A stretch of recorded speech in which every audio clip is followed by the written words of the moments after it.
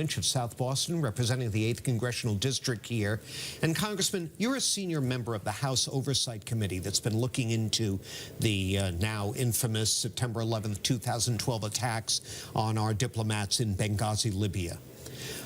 I'm curious what you think of this new House Select Committee that's been formed to look into Benghazi. Is it credible? A lot of your fellow Democrats are suggesting it isn't. Well, I think it's redundant. I think we had a very strong bipartisan investigation there. Admiral Mullen, Admiral Pickering, both of those gentlemen very familiar with the military assets on the ground. Both of them well respected in the Republican circles. Admiral Pickering, I believe, was head of the Joint Chiefs under Bush. So that wasn't a partisan group looking at that. They did a deep dive. They brought in a lot of people, interviews under oath, and you know, I believe that their investigation was valid. So and very accurate. So I'm curious why we're bringing this up again.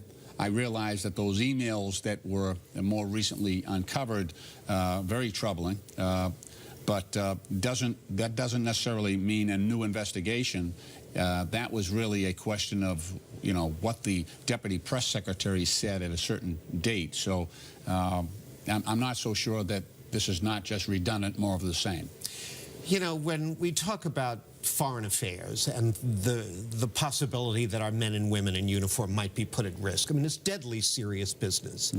And I know, you know, at least well, I'll only speak for myself. I always hope that when those kinds of decisions are being made, when the dealing with the issues of foreign affairs will be done really without much reference, if any, to politics, that it's apolitical. But that's not the case, is it? Well, in this case, you know, and this is one point where the Republicans have a valid issue, that when we asked for emails that would reflect on how this decision was made, the information was not forthcoming. But in the middle of this lawsuit brought by Judicial Watch, they asked the very same question that Congress asked. And lo and behold, they got these emails that clearly indicated that it was a deputy press secretary that, you know, laid out what the talking points would be. Right. And surely they led away from the fact that this was an organized attack by terrorists. And you can see that on the videos that were in place at the time of the attacks.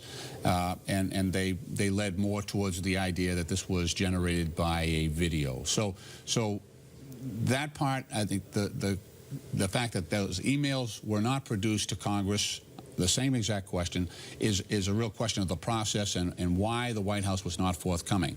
Now, the deeper dive on the issue were there assets in place that could have rescued these individuals in time?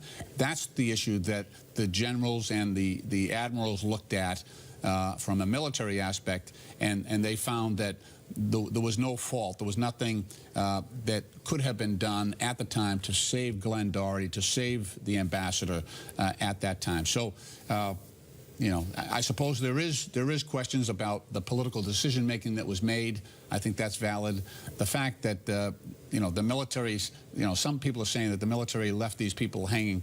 I don't think that's true at all. Well, maybe in the end, we'll get the truth sorted out from the myth. Right. We'll look forward to that. Thank you, Congressman. Thank you, John. Appreciate your time. No. Welcome back. That's Congressman Stephen Lynch, and that's it for us. Now it's back to my colleagues for more WBZ News.